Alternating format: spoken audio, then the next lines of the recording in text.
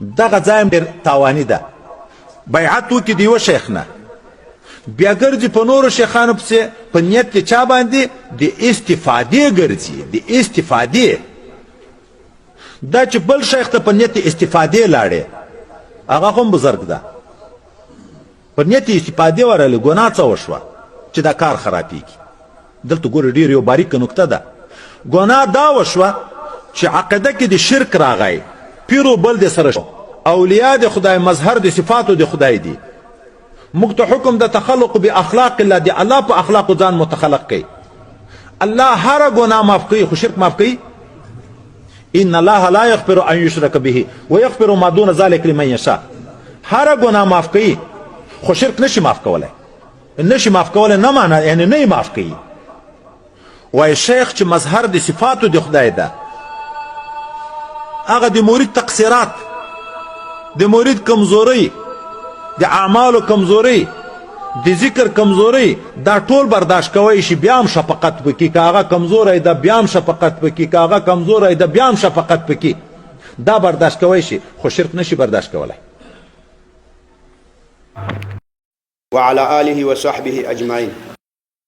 برادرای محترم، اول خو امی تزکیت النفس یا علم الاخلاق ای در دین اسلام یک شعبه از دین است و ای یکی از وظایف نبی صلی الله علیه وسلم بود.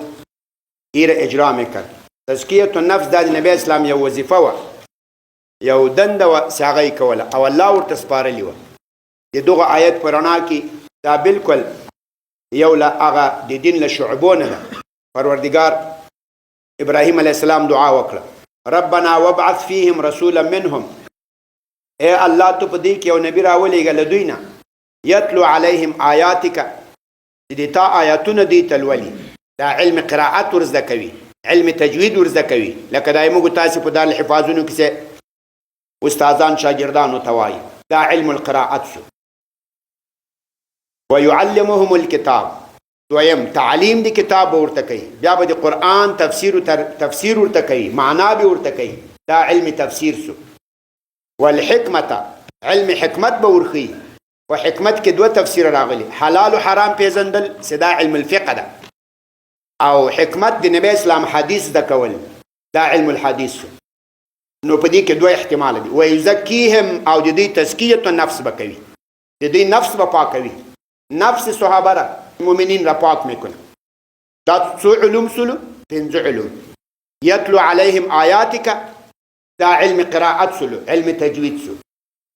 ويعلمهم الكتاب، دا علم تفسیر سو. والحکمت، دې معنا که حلال و حرام کې، دا علم فقه سو.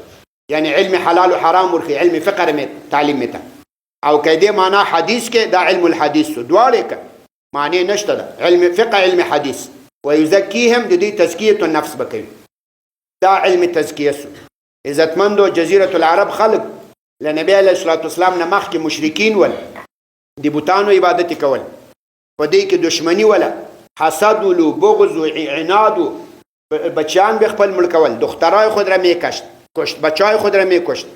با معمولی سخن ما بین خود جنگ و جدل میکردن، لوی فساد به جوړ کړی و. با سخن معاملی کلان فساد را جور میکرد. حتی به فحشا افتخار میکردن.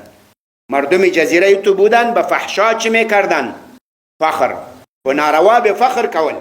ادی امرؤ القیس شیرون خو به تاسی ویلی، مثلک حبلا قد ترقت و مردعی فالهیتها عن دی تمام محولی اذا ما بکا من خلفها فنصفها من تحتی و نصفها لم تتحولی. ای با زنا فخر میکنه، با زنا په افتخار یادوي. د جزیره العرب دسی خلقو.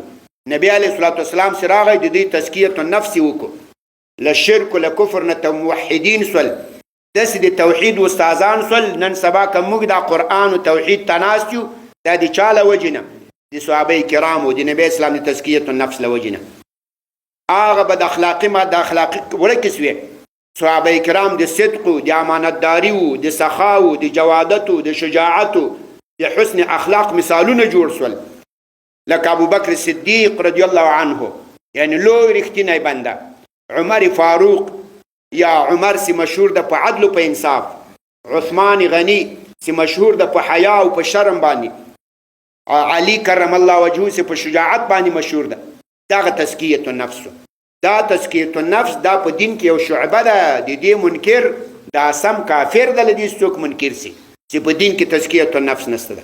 دې ته علم الاخلاق وایي. فتاوی تاسو راواخلي، فتاوی ابن عابدین، هغه وایي یو له دې علومو فریضهونه هغه علم القلب ده، هغه علم د تزکیه النفس ده، هغه علم د اخلاقو ده.